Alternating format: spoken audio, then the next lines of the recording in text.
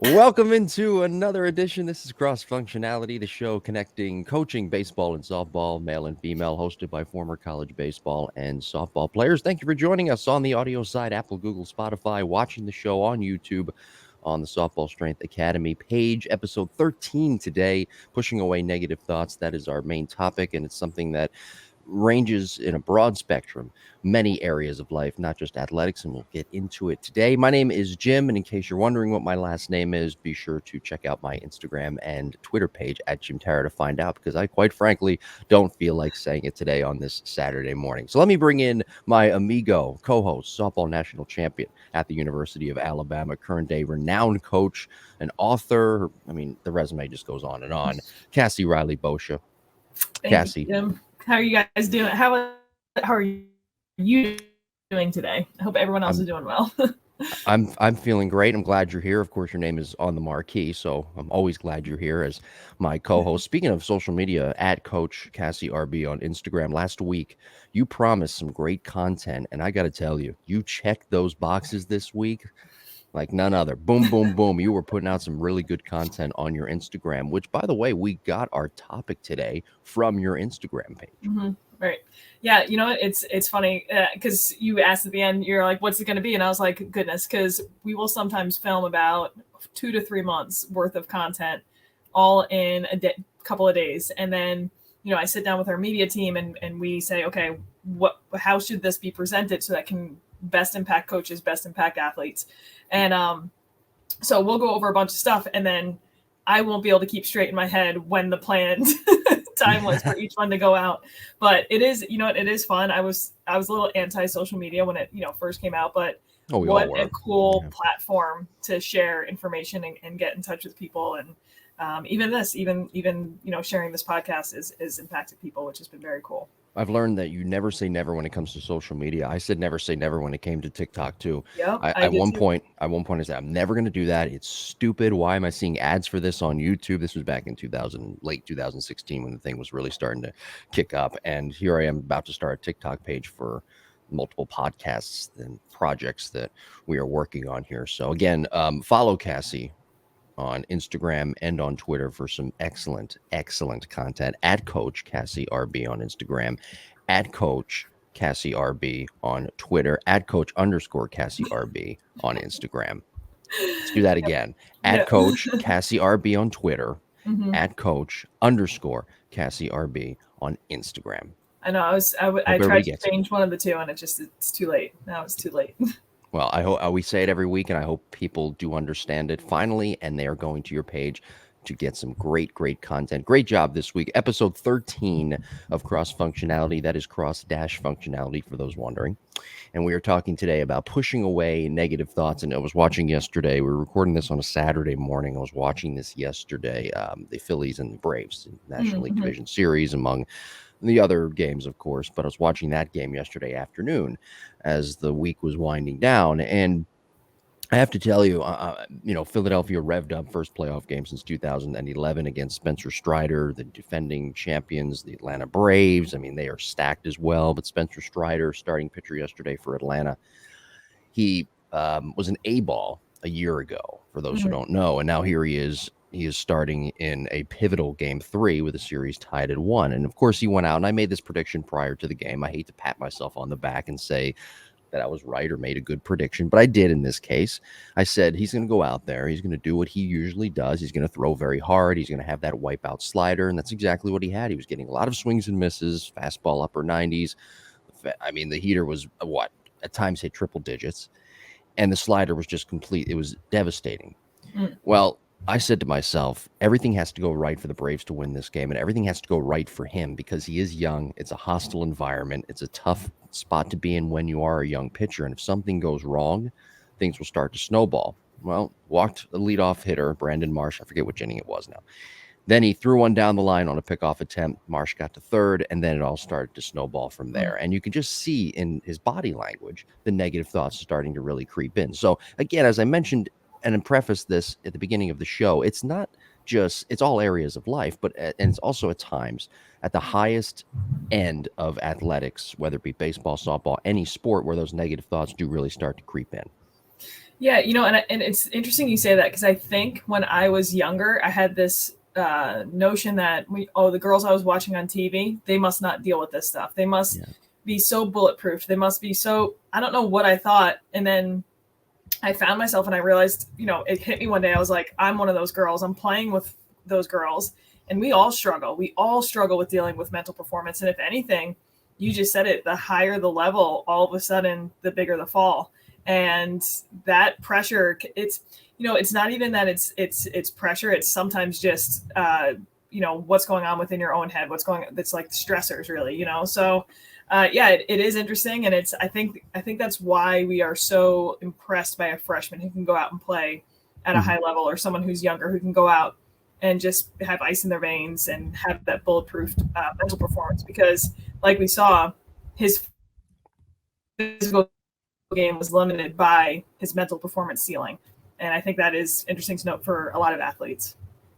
Well, you could just tell in his body language, and you can see it in athletes too. If you watch the game, not from a fan perspective, but from kind of a different type of coaching evaluation perspective that we do, that you just see it in their body language. You see when Mm. somebody's going wrong, and it's very easy to tell. It's very easy to read somebody like that. And yesterday, the broadcast brought up Bryce Harper, and they talked a lot about him and the expectations that were put on him from a very young age. And when he failed at times, and his career has been at times a roller coaster, but when he has been going bad, people have sort of dumped on him for that. And, Mm. and it's because he hasn't lived up to those expectations. So not only do you have to deal with those negative thoughts, but you have to deal with all those external factors as well that creep into your mind, as Bryce Harper has in his entire career. Now, on the flip side of that, when you look at Mike Trout, based off the expectations, which really were diminished when it came to Trout in comparison, there's those external thoughts, those external factors, they're not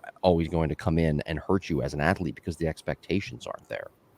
Yeah, it is. It is so interesting. And even, I think of Judge in his game yesterday, and Yeah. how he's been. And I wonder if it's right. Is it him, because granted, people just go into slumps, right? But is it like this expectation of himself where he's like, I have to perform. It's no longer like, oh, I get to do this. I get to play the game. I get to enjoy this. I get to live one pitch at a time. Now it's, well, my mind is thinking of my legacy. My mind is maybe thinking of what I should be doing, what I mean to this team. And yeah, it all circulates back to like, okay, can you actually be hyper vigilant in the present and so disciplined and not letting your mind drift anyway, whether that's the last pitch, the next pitch, it's just this one, good, on to the next one, and that's it, and that's where you live. And yeah, I have to imagine it just gets harder and harder and harder the higher and higher the level goes. And as much as we played at a high level when it came to softball, we didn't have money on the line. And I think that is potentially another huge like factor that a lot of professional athletes deal with, that a lot of college athletes don't deal with right now. I agree, I bring up him a lot on this show with Tom Brady, and I'm going to bring up LeBron James as well, two older athletes who strive for perfection. They've had phenomenal careers, but even those things, what I'm trying to say is that even if you're a Tom Brady, even if you're a LeBron James, and you've had so much success because they're perfectionist, at times you almost look for things to point out that need improvement. And Mm. that's where sometimes you almost sabotage yourself, I think, as an athlete, that you're just looking for that perfection and you're looking for that next thing that you can work on. And that's when things really start to creep in. And it's not so much the thoughts, but it's more frustration as it pertains to, of course, Brady and LeBron. Yeah, and you know what? My business partner just put out a post the other day, and he goes, athletes feel entitled sometimes that their hard work is going to lead to success. Your hard work does not entitle you to any success whatsoever. It just entitles you to say you worked really, really hard. And I think sometimes with younger athletes, they'll train all off season, or someone will revamp their swing or whatever it may be, and they'll be like, okay, now I'll be successful. That is another added pressure. Like, you can't guarantee success. You know what I mean? You've put yourself in Mhm. the best position to be successful. You're trying to become the best version of you. But the second we start to try to equate, okay, well, I'm doing this to just earn this, be successful, that's all of a sudden, I think, going to diminish where our focus should lie. And if you have any questions about this topic today, it's a very interesting one, and Mm. certainly one that we can branch off and talk a lot of make a lot of points about, talk about. Email us jimbopodcast21@gmail.com. I was reading this morning in preparation for the show an article on Forbes, and it talked about negative thought patterns, 13 ways to overcome those negative thought patterns. And the one thing that really stuck out to me was the one of the main points. It was the second one that they listed, and it talked about replacing the negative thoughts. And they mentioned notice, acknowledge, articulate, and choose. And that's part of creating those stable thoughts for Mhm. yourself on a positive side to push away those negative thoughts that sometimes creep in. Yeah, you know what? That's so interesting. The notice, the awareness of it, because Mhm. I talk with my athletes all the time. It's almost like a bell curve, right? Mhm. We know when we're in the sweet spot where we're feeling great and we're like, oh man, I'm excited to play today. And then we know when we're at the edges where we're way too amped up or we're way too in a bad space, whatever it may be. It's not necessarily important to recognize when we're at the extremes, but we want to recognize is the second we start to drift into those moments. So, I was talking with an athlete. She was bummed out. She got up to the plate with the bases loaded. Game was on the line, and she ended up striking out.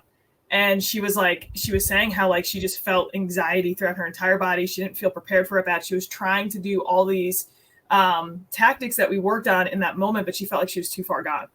And so what we did was we just started to work backwards. I said, well, how did you feel in the on deck circle? And she was like, yeah, I was already amping myself up. I already knew the situation was coming. And we worked our way all the way back to the point where she was on defense the inning before.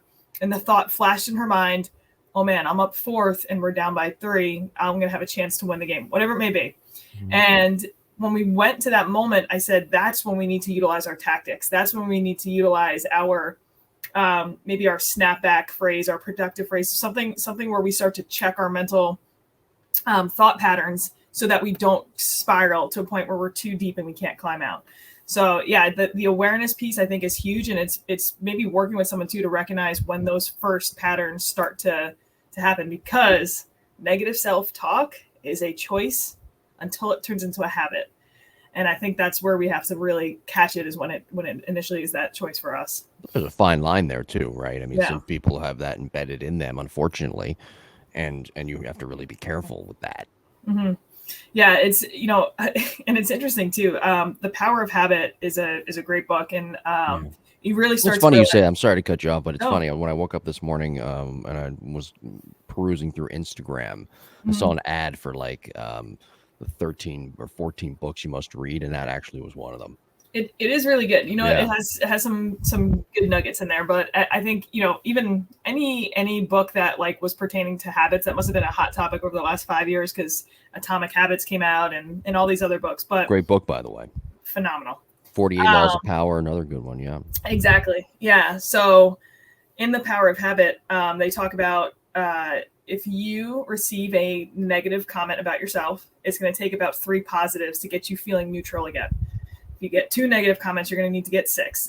Just that was the average. And I was reading, I was like, oh, that's interesting. And it makes sense, because we seem to be more affected or impacted by negative moments or negative comments than we are positive. And so I'm sitting there though, and I'm like, how often do I hear, does someone like say something mean to me in a day? And I was like, that's really not like, I couldn't relate to that moment. Maybe I thought about bullying in high school, like, for kids, but you turn the page and he goes, okay, now I want you to think about how you speak to yourself in your head. When you look at yourself in the mirror, when you fail, when you do something that you're not proud of, when you say, oh, I'm so stupid, I'm this, I can't believe, right? All of a sudden you might be like 8 comments in the hole. And, he goes, no wonder someone could compliment you. You don't feel a thing. No wonder people could comment on your social media, all these positive things, and you might not even feel an impact by it, because you're so deep in the hole of this negative self-berating, and you don't even realize it. So anyway, I guess that's my long-winded way of going back to that awareness, that recognition. What is your own personal self-talk? And if you had to take your mind and your self-talk and make it another person or make it a teammate, you have to ask yourself if you would actually like that teammate. And if you wouldn't, there's something very wrong with that. So I agree that I think Forbes nailed it. It really makes a lot of sense what you just said, though, about, and I'm connecting it to social media now. It's no wonder that we have people in a generation behind us, growing up needing this validation on social media. I'm wondering if there's so many negative thoughts that are floating around in their heads, right? Because of all the pressures now added by social media, added by technology, added by what's on. I mean, look, we had like that AOL AIM instant messenger growing up, and we had that online bullying. There's online bullying everywhere now. I mean, It's what's on unreal. the internet now is crazy, and what's on social media in general, what I see, it's like sometimes it makes me want to pull my eyes out. Mm. Um, but I'm wondering that's why people post these pictures. That's why people post the things they do online. That's why maybe there is a TikTok, because people want an outlet for those negative thoughts that are constantly in their heads from all the pressures externally in their lives. Right. Yeah, it is. It By the is. way, athletes are dealing with that. That's my point to this. Oh my Athletes are gosh. dealing with it Yeah. tenfold. Well, think about their identity is so tied to their sport. That's Yeah. like what they pride themselves on. It's like it's not even like, oh, I'm Cassie and I'm a softball player. It's like, no, I'm a softball player. It's like, who is Cassie? It's just like, no, I this is who I am. And then all of a sudden, so your pride is attached to that identity of your sport. And then something happens in a game and you get berated with negative comments or whatever it may be. And all of a sudden, like, that's not just hurting something you do, that's hurting who you are. And I think that is felt so much more for athletes nowadays. And it's hard. It's definitely really difficult. Yeah, I want to talk about phases now. From the off season to in season to post season, or post when the season ends mentally. I think mental training, and this is something that I never learned. I was never taught. Quite frankly, it's nobody's fault. It's we're seeing evolving studies. We're seeing the study of the brain, and we're hyper focused on more mental health now, just as a society in general. I'm not sure you had that same type of training either, but you had so much physical training in the preseason, so much physical training in the off season.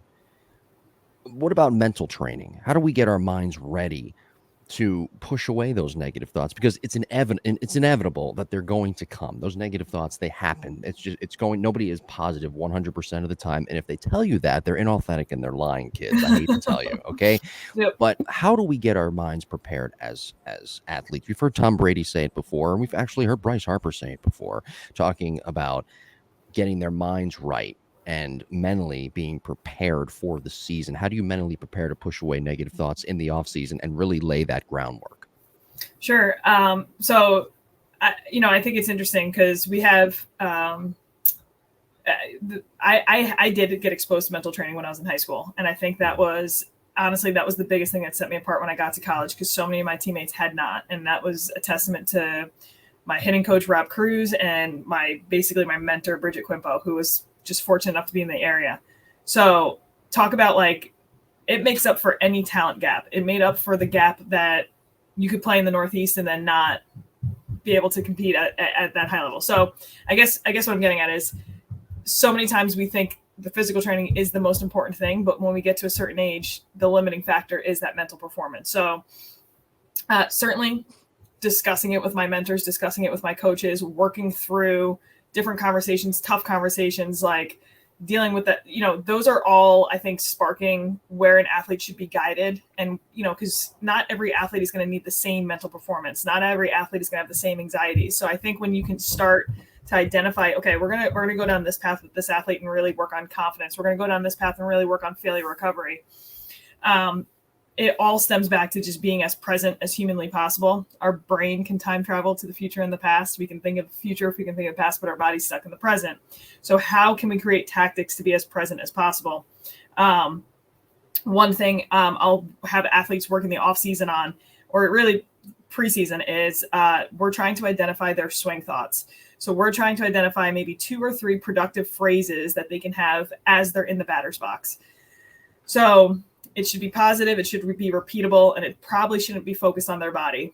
It should be more of an external cue, meaning we don't want an athlete saying, okay, I'm trying to think, like palm up to the ball, maybe. Like that's almost like they're thinking of their body when they should be focusing on the ball type thing. So we might do things like crush it, crush it, crush it. I'm going to hit this ball. I'm going to hit this ball. I'm going to hit this ball up the middle, up the middle, up the middle, sweet spot, sweet spot, sweet spot. So it's something that's short and sweet. It's positive. It's a little bit repeatable. And the idea is that we want to get that cycling in their head on repeat, so that when they get in a game and they have a negative self-thought, it kind of bounces off that that swing thought. And it's the same idea as if you got a song stuck in your head. If you had some type of song stuck in your head and someone's like, hey, you know that other song? And you're like, no, I don't. I can't even think of anything else because I got this one song stuck in my head. That is what we're trying to work on in that preseason. And we're trying to identify what works because you're going to have to test out a bunch of different ones. And then you'll have those for your in-season. And then I really think postseason is just evaluating. So sorry, I know that was a super long-winded answer, but there are so many different levels too to identifying that.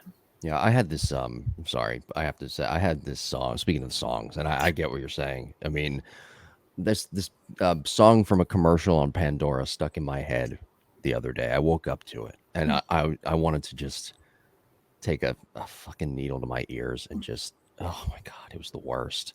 I mean, it was just, it was catchy though. And I know what you mean. It's awful. And also too with athletes, by the way, you know, they see this stuff, these coaches on social media constantly preaching mechanics, right? And not talking enough about mental, what you just talked about, you know. Yeah. And so that hurts them. You know what? It's so hard. It's like, it's so difficult too, because of like I studied biomechanics. That's what my master's is in. I love biomechanics. I love breaking down the physics. And I don't know though, like I studied biomechanics like till I was blue in the face, but I was still standing at the World Series with the top 8 teams in the nation, and every single girl had a good swing. But some of them were playing and some of them were sitting the bench, and some of them were batting 400 and some of them were batting 200. That had nothing to do with their mechanics. And that's, I think, what we have to identify is that there is a time and place for mechanics, but at a certain point we need to really shut that down and really start diving deep into that other areas of development with our athletes. Yeah, you alluded to it a little bit earlier about failure recovery methods. Let's dive into that a little bit. Failure recovery methods, kind of like setting a base, as we talked about earlier, for pushing away those negative thoughts. Sure. Yeah. So I think that's it's important to talk about failure with athletes, because so many times people love a hitting lesson. They love practice because there's so much less failure, right? And even it's a controlled environment. It's and if you do fail, no big deal. No one's watching. You didn't get out. Like, you don't have to wait till your next at bat. But what I think we have to do as coaches is set up those challenging moments where they are experiencing failure in practice, and then we're witnessing how they handle that. Murphy said to us all the time to have a professional approach to failure. And you know what? Even you watch Judge, he goes 0 for 5 yesterday in a playoff game with 4 strikeouts. And there wasn't a single time where he was, you know, overly emotional, unprofessional. He had a professional approach to failure. The best He's been there before. Right. It sucks. It doesn't feel good. But you realize, like, okay, this is, you know, you spiral into that one failure, it's going to impact your next one. So a couple of resets. So you could have a failure within an at-bat, right? So you could watch a pitch go right down the middle. You could swing at a horrible pitch. And what we have to do is take that step out, and we should have some type of release method. So I had teammates who would pick dirt up, they'd squeeze the dirt and then drop it. And that was like they were releasing that last pitch. I would undo a batting glove, maybe shake my arm, redo the batting glove. So it's something physical that's tying to us mentally to have us get rid of that last pitch, move on to the next one. We're going to have failure recovery methods at bat to at bat. So let's say I strike out, I come in the dugout. You can't just be like, oh, that's okay. You're pissed off, right? Like, but we have to shift that frustration into something productive. And I think that's where we lose focus as coaches. Sometimes we have to be like, oh, it's not getting over it. It's like, let's deal with it. It's okay. You literally have to tell yourself, so what? I can't do anything about that. On to the next one. And it's like, so as I was taking my helmet off, I was taking off the at bat. As I was taking my batting gloves off, I was taking off that at bat. And I was very much so like putting that at bat away. And I was very consciously focusing on what is the most important thing right now, supporting my teammate. Now I'm on defense. What's important now? This pitch is coming to me. And then the last thing I think that we have to focus on is game to game failure recovery. So Aaron Judge, right? 0 for 5, whatever it may be. This is where your hitting journal comes into place, where you can sit down and dump whatever you want into that journal. You can reflect. You can go back and look at your confidence resume, because you're not going to feel good after a day like that, but you're going to go back and be like, all right, hang on. Let me go back. This is not a bad career. This is not a bad life. This is one bad day. Let me go back to what has worked. Let me go back to, times that I was confident in myself. You maybe do some visualization or meditation to visualize yourself being successful the next day. And then sometimes the best thing is to shower and wash that entire game down the drain. Like actually visualize that game going away.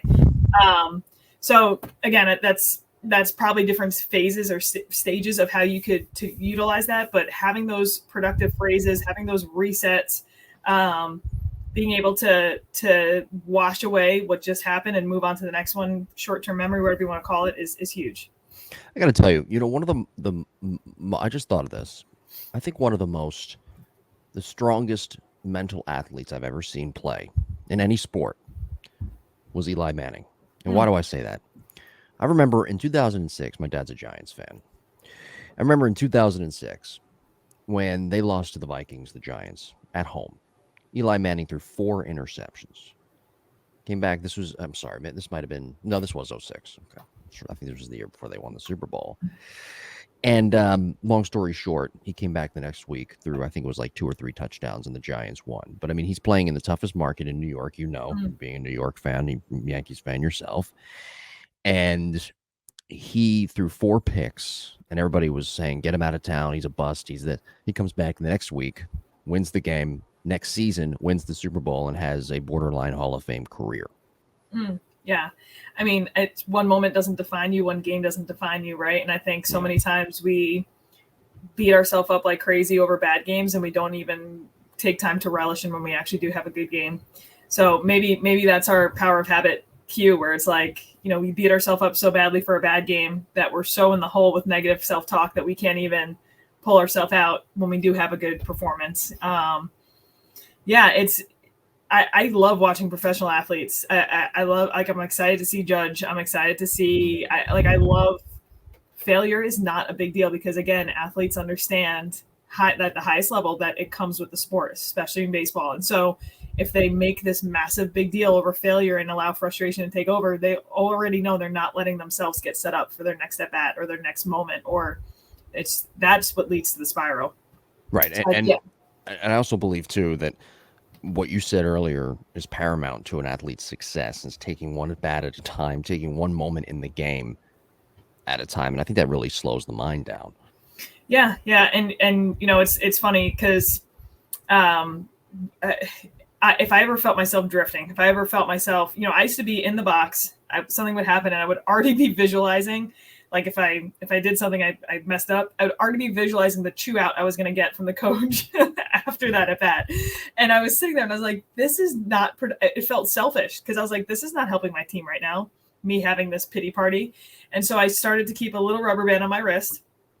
And anytime I started to feel that it wasn't even a negative self-talk, it was a non-present thought, which would eventually lead to those negative self-thoughts, right? So I would just snap, not to hurt myself. It wasn't like I was pulling it out here like bad, it was just a little snap to snap myself back in the present. And yeah, maybe it stings a little bit, but that little sting is gets you focused, nope, now, this one, get out of that back and forth. And honestly, that was huge. And if anyone, even if it's a regular rubber band, you could stretch out a rubber band and write on it. I used to have the phrase "when," what's important now, written on there. And then I had my productive phrase where it was, I'm calm, confident, focused, and in control. And those were my phrases. And again, they elicited a positive feeling from me. That didn't work for another teammate, but for me, that worked. What would you think? What advice would you give coaches in helping their athletes push away these negative thoughts, because they have a role in this as well? Sure. I think talking about it is huge. I think, trying to recognize when an athlete's starting to spin into it, and instead of being like, all right, we're going to take 5 more front toss swings, it's like, no, let's chat for a minute. And right. What are you feeling? What's going through your mind? How can we combat this? So I think that's one too. And then I think, so many times practice might get rained out and you cancel it, or practice might get rained out and it's like indoor practice now. I credit my coaches so much. There were so many times where things like that would happen and they're like, okay, guys, we're going to sit and we're going to talk about what does each one of you think about at the plate? When you do strike out, what do you want to have happen? Do you want someone to come talk to you? Do you want to be reminded of something? Do you want what's going to help you? If you make an error on the field, what's going to help you? And it's an hour-long conversation in lieu of maybe 150 swings that you could have been taking in the cage, but those moments were so impactful. So whether you do it in a team environment or in a one-on-one environment, taking a step away and realizing that the quantity of reps is not going to be nearly as valuable as these 5 to 10 minutes of time with the athlete of just discussing. And who knows, maybe it's just a Zoom session with your team and you're like, okay, guys, every single person is going to tell me what you think about in the box, what you think about after failure, what you want to be told after failure. You know what I mean? And that I think just is going to create such a positive environment. What about, I mean, because these are habits that you, when you try to push away negative thoughts, and it's the topic of today's episode 13, but these negative thoughts and you get into this negative pattern, that becomes habit sometimes. How do you establish new habits that force you to think positively and push away those thoughts? Sure. I think that awareness is key, right? You have to realize when you are in that habit loop, when you're like, oh, I struck out, I thought of this, and now I thought I sucked, and now I'm having a bad game, right? So I think identifying that habit loop is huge, and then it's getting guidance and breaking that habit loop. So again, I strike out. Instead of going into the dugout and self-load, it's like I ask my teammate to basically intercept me and remind me that there's 100 million people in China that don't care that I just struck out, or whatever it may be, or hey, the next girl's going to get it, whatever I wanted to do. So it's somehow breaking that habit loop, or it's adding that rubber band. It's something that is snapping you out of just the cycle of, well, my brain's taking over now, you know? And again, like, that's why journaling becomes so important. Talk about becoming aware. Like, maybe you just had a game and you're like, what just happened? I felt like I had zero control over my mind. Then you start to write down how you felt throughout the game. And you can start to realize, like, wow, in the second inning, I knew I was coming up in the third inning and I was already getting anxious, you know? So I think that would be huge. Just establishing meaningful conversations with athletes is huge. Yeah, great job this week. Pushing away negative thoughts, our main topic. We really broke it down, I think. Did we miss anything? I don't think we did. I don't know. Short, I'm looking at. Yeah, I think we're good. I think so. Yeah. We'll Sorry, kids. That's all the advice we're giving you this week. If you have any questions, email us, jimbopodcast21@gmail.com, or you can comment on YouTube as well, Softball Strength Academy, to watch the show. Next week, episode 14, we will be discussing how to deal with failure, kind of a connection to this week's episode, overcoming those negative thoughts, how to deal with failure, especially in baseball and softball. Again, connecting baseball and softball, male and female. We know the tagline by now, right? So we're going to be doing that. That's our main topic, episode 14 next week. Also, the Lab Epstein Hitting Podcast, special guest this week. Could not record. He is at the Lab BCS and doing some Brewer stuff. So I went into my phone book and I got Jerry Weinstein, my baseball phone book. He will be our special guest, episode 117 on the Lab. What do you got coming up at Softball Strength Academy? So we have interesting. So I think I'm allowed to say. So next week. Wait, are you sure? Are you sure you're allowed to say? I don't want to get in trouble. So. No, we are. There's a documentary going to be coming out about the Alabama softball team, which is cool. So we're filming. You've mentioned that before. Yeah. Yeah. So we're filming next week in Alabama. So I have that in the horizon, and working on a massive drill library for athletes. So over the next month, just basically trying to figure out for athletes and coaches, let's try to figure out some organization key for all these drills and how athletes can utilize them to progress. So be on the lookout for some of that as well. All right, very good. Next week, be sure to subscribe to Apple, Google, Spotify. We are on Amazon Music as well, getting on new platforms too. We'll continue to update you with that. And on YouTube, watch the show Softball Strength Academy. Thank you for joining us, and we will talk to you next Wednesday. Bye-bye. Bye.